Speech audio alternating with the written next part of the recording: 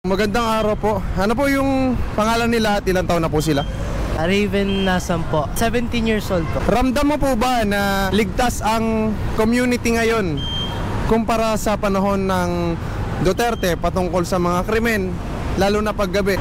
Para sa akin po, mas safer po noon nung panahon po ni Duterte kasi sa barangay po namin, mas marami po ngayong mga nahuhuli po ng mga gumagamit po, tsaka madami pong nagaganap ng mga krimen po. Mirror mo po.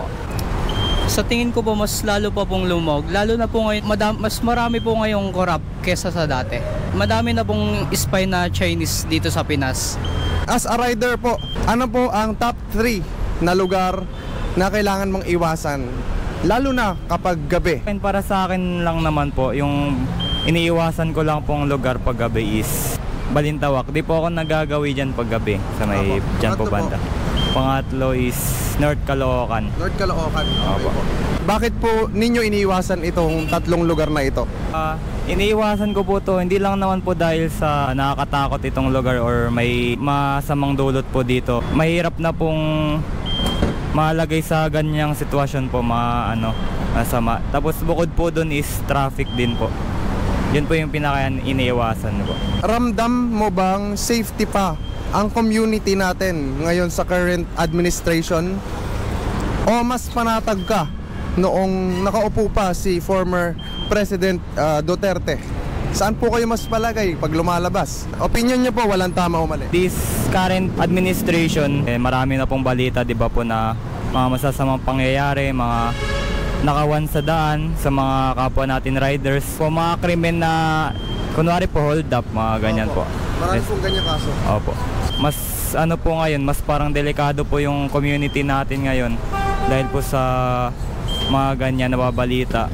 And siguro po kung papiliin po ako si former si dating President Rodrigo Duterte po yung mas parang feeling ko po mas safe tayo. Ilang taon na po sila? 20 years old po. Maraming salamat po sir at gabayan nawa kayo ng Panginoon sa booking ninyo, sa biyahe ninyo. Ramdam mo po ba na ligtas ang community ngayon kumpara sa panahon ng Duterte patungkol sa krimen, lalo na paggabi?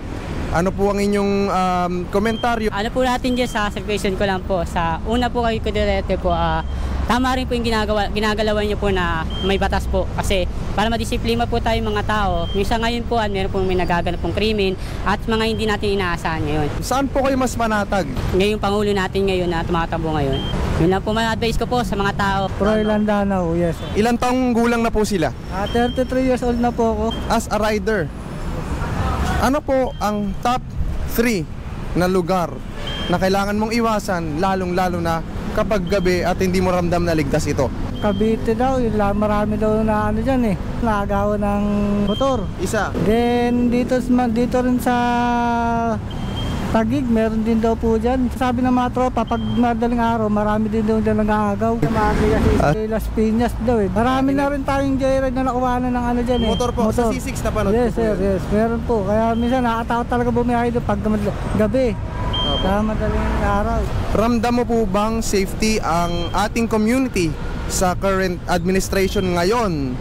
O mas panatag ka sa nakaraang pamamahala ng former President Duterte?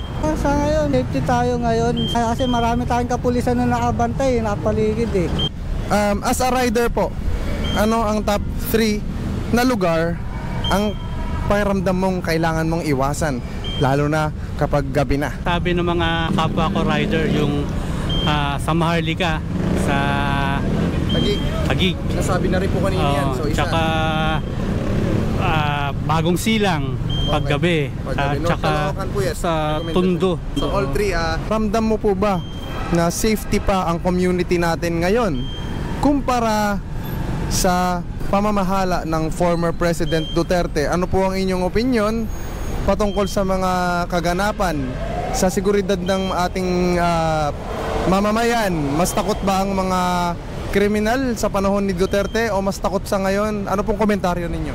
Para sa akin, sa tingin ko mas safe yung kay Duterte kasi halos nung alam ko yung mga adik sa lugar namin, wala na yun. Tapos kahit na madaling araw o hating gabi, panatag yung loob Panatag. ko. Hindi katulad ngayon, parang nagsibalikan.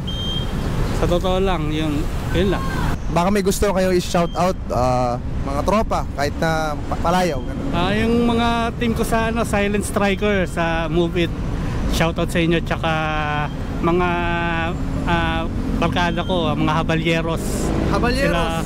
Sila Renan Adriatico, Mike Francisco, Jorel at Bruno. Ayun, maraming salamat.